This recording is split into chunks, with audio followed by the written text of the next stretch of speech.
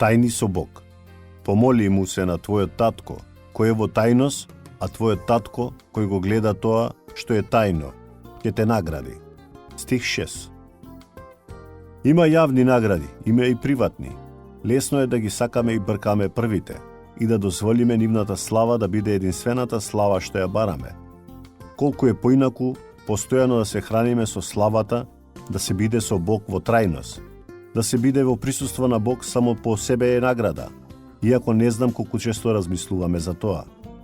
Но што може да биде покорисно од времето сам со царот на Вселената, неговиот син или неговиот свет дух? Поучувајќи ги неговите следбеници да се молат приватно, Исус рекол дека да се молиш за другите да те забележат и можеби дури и да те сметаат за свет е единствената награда што ќе ја добие оној што го бара таквото внимание. Понатаму, тој ги нарекол овие луѓе лицемери. Стих 5.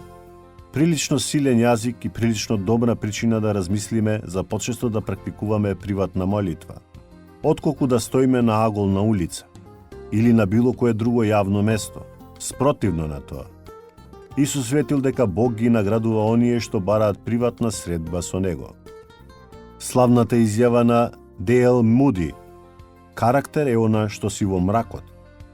Она што го правиш кога никој не те гледа, не те слуша или не ти се восхитува.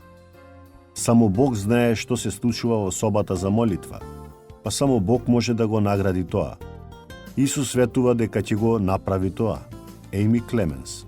Додека се молите, барајте од Бог желба да негувате таен живот со Него, да љубите и да барате приватни награди во собата за молитва, повеќе отколку од јавноста.